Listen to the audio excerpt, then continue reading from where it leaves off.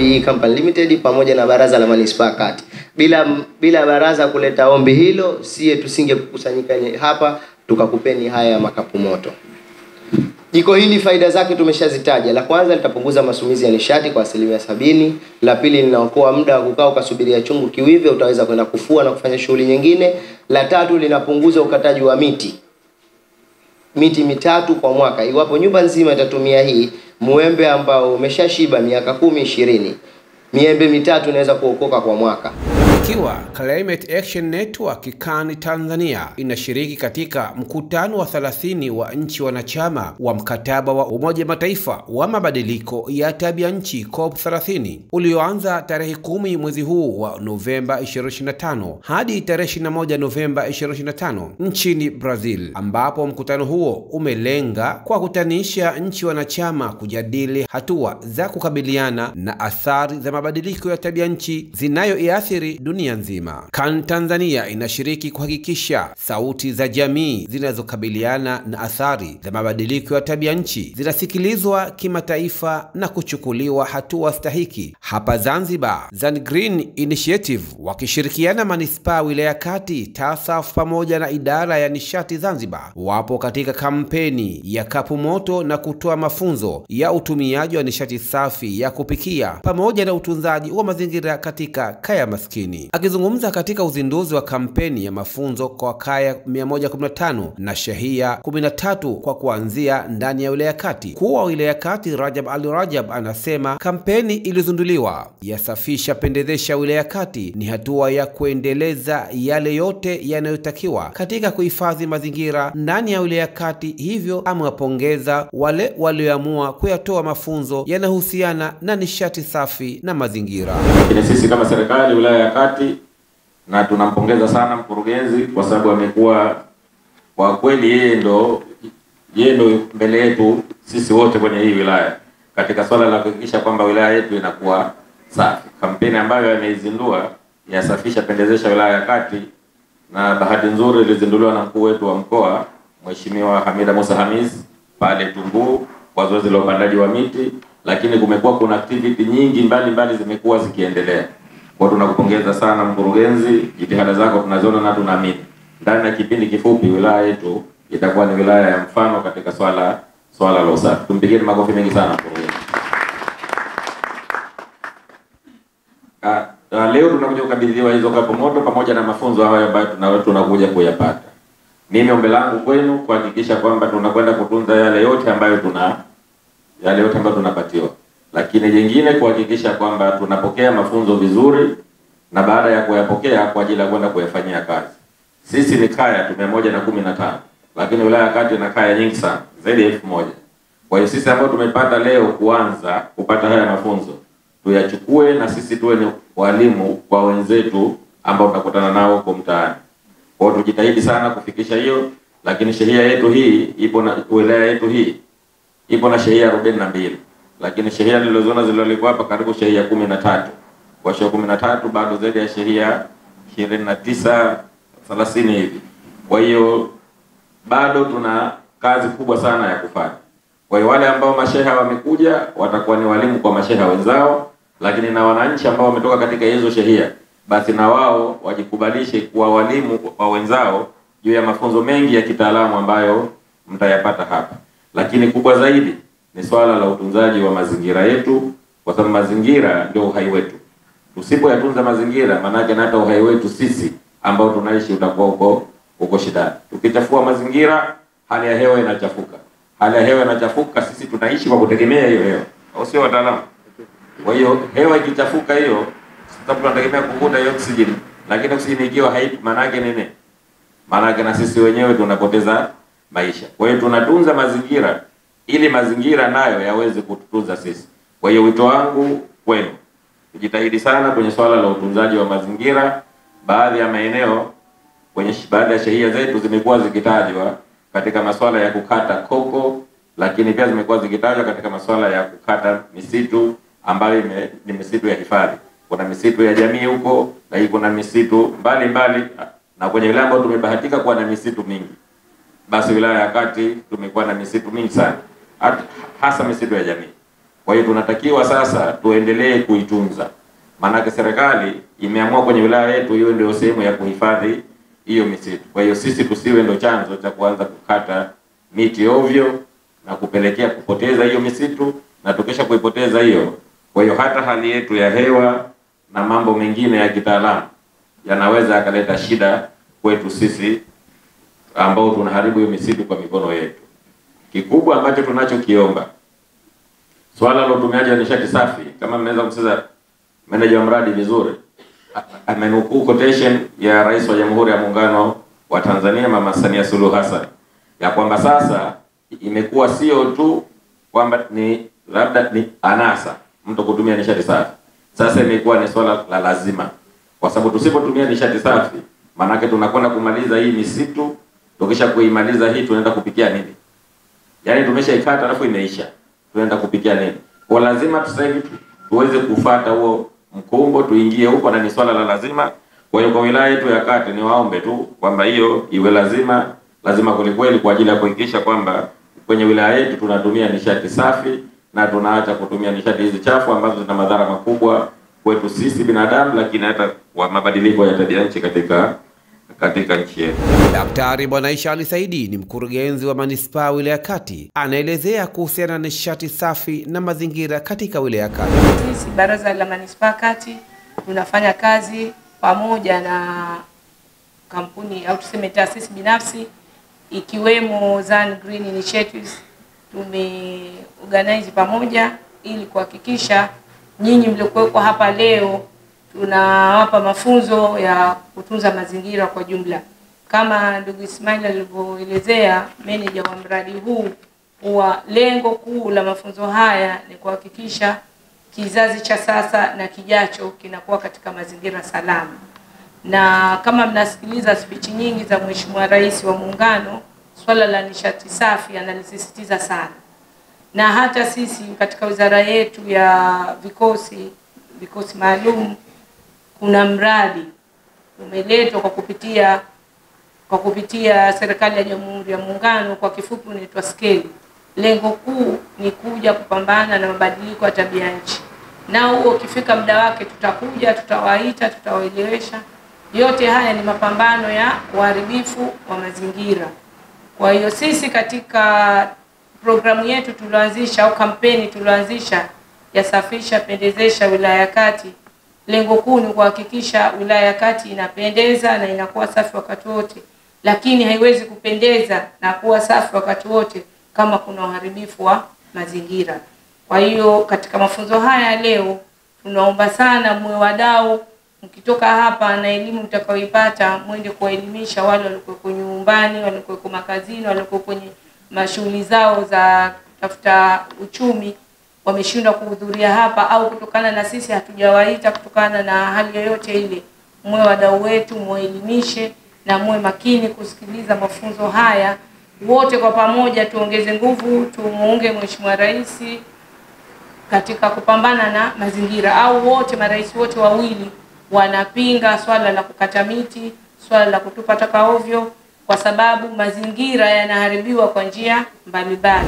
Akizungumzia kuhusiana na utoaji wa mafunzo ya nishati safi ya kupikia pamoja na ugawaji wa kapu moto, mgeni mahsusi mkurugenzi idara ya nishati na madini Zanzibar Saidi Mdungi anasema, awali ya yote nami naomba niungane na wenzangu waliotangulia, tukianza na mgeni wetu rasmi, kumshukuru Mwenyezi Mungu kwanza kutupa afya, uzima na kuweza kujumuika leo kwa pamoja katika shughuli hii muhimu ya utoaji wa mafunzo juu ya masuala mazima ya nishati safi ya kupikia, ambayo yanahusisha pia na ugawaji wa kapu moto.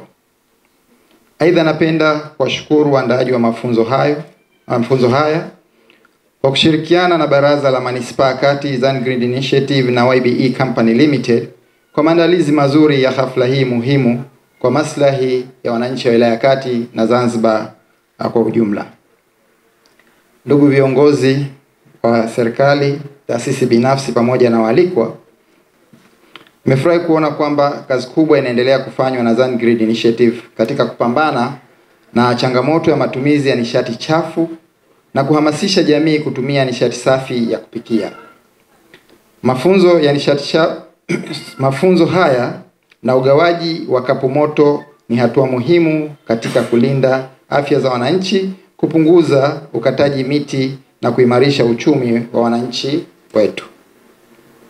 Ndugu alikwa, Serikali ya Mapinduzi ya Zanzibar kupitia Wizara ya Maji, Nishati na Madini imechukua juhudi madhubuti katika kuhakikisha Zanzibar inapiga hatua kubwa katika matumizi ya nishati safi ya kupikia.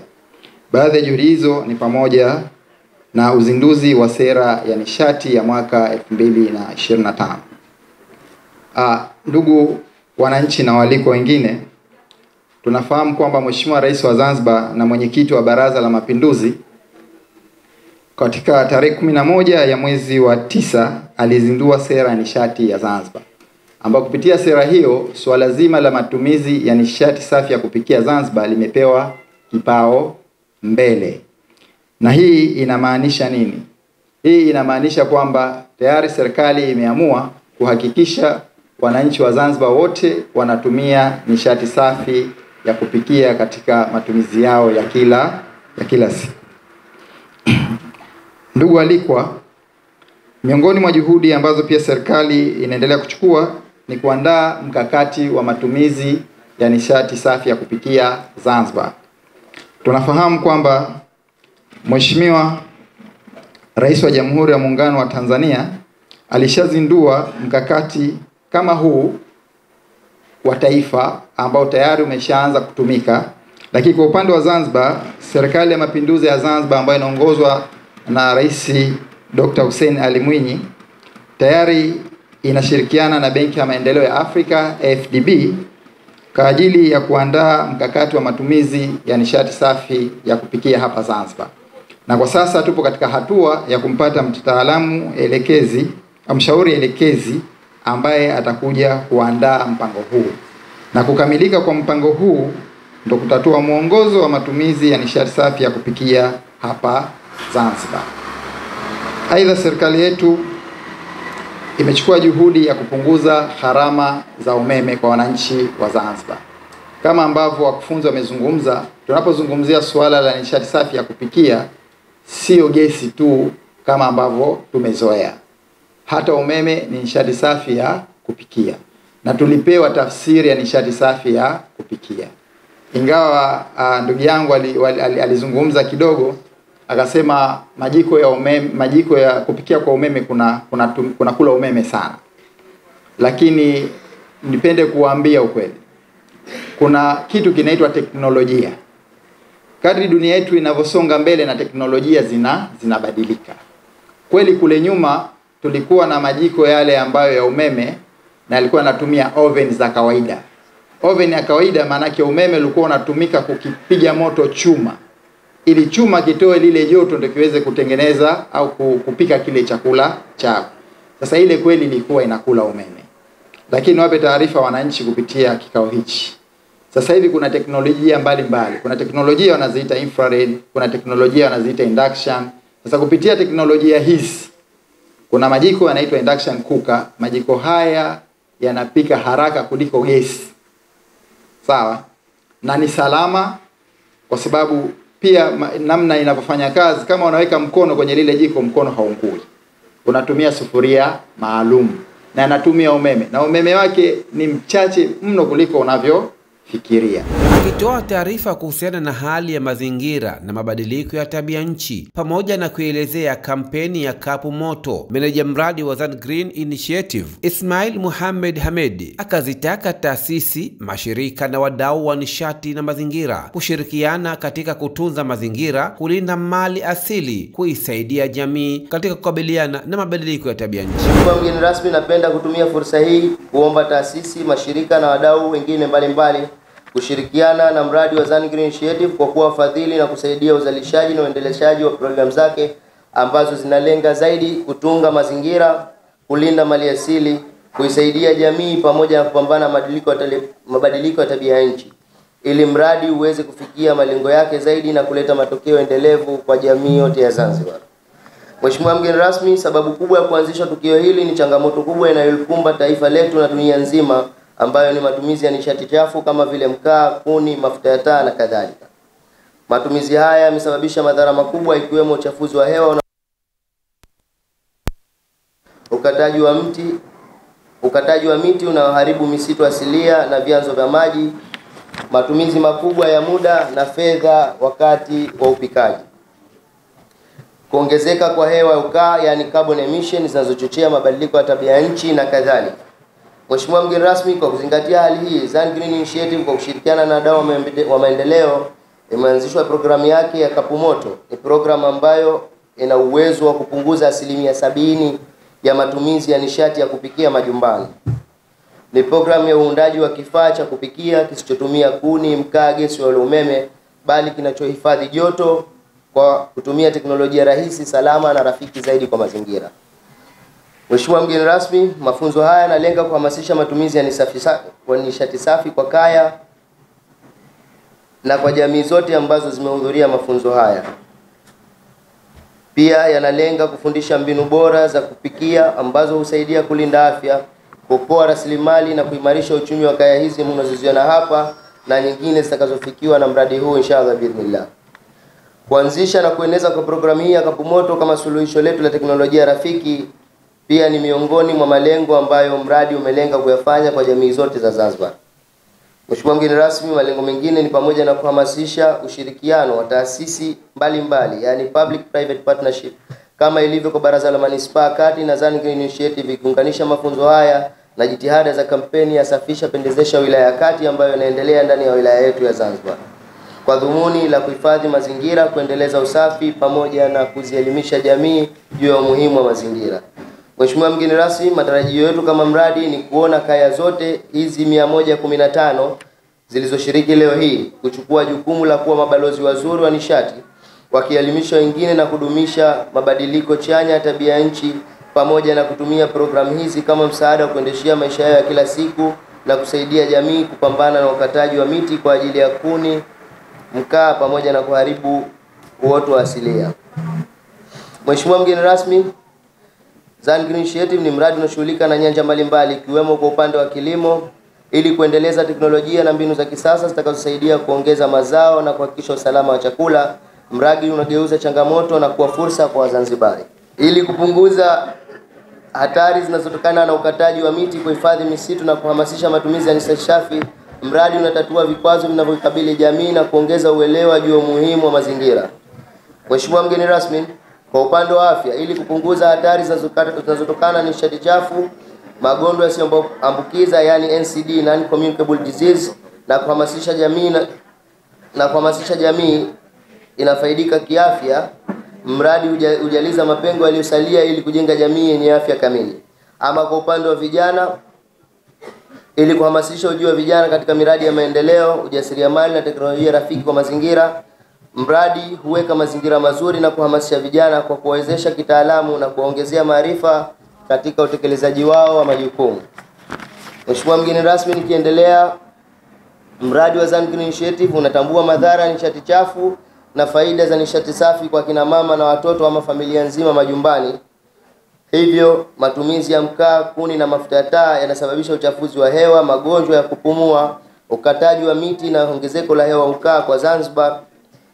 Kwa utafiti wa kivitendo uliofanywa katika programu ya Zan Green Initiative kupitia bidhaa yake ya Kapu Moto, inaamini kuwa ni suluhisho la ubunifu linalolenga kulinda afya, kupunguza matumizi ya nishati chafu, kuokoa muda na fedha na kuleta faida endelevu kwa jamii. Akitoa mada kuhusiana na umuhimu wa kutumia nishati salama na hasara ya kutumia nishati chafu, mhandisi kutoka idara ya nishati na madini Zanzibar, Said Omar Najim, pamoja na mratibu wa TASAF Unguja, Makame Ali Haji, anazungumzia kuhusiana na majukumu katika kaya maskini pamoja na utunzaji wa mazingira.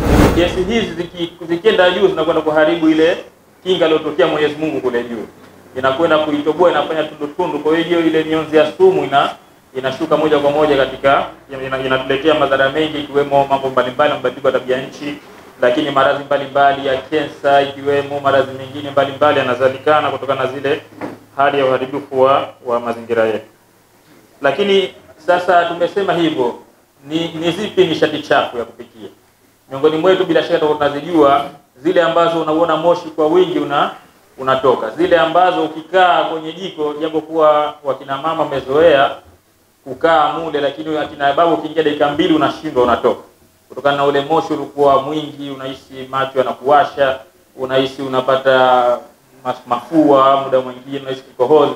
Ile ndio nishati chafu. Kwa hiyo itakuwa ni kuni, mkaa na vyanzo vya aina kama hii ambavyo vinatoa moshi kwa wingi. Lakini ni vipi vile vyanzo ambavyo nishati safi? Kijumla itakuwa tumeanza kuzoea. Maana zamani kwa hatuna, lakini sasa tumeanza kuvizoea. Ikiwemo gesi ya kupikia, miongoni mwetu nadhani tunao mitungi ya gesi.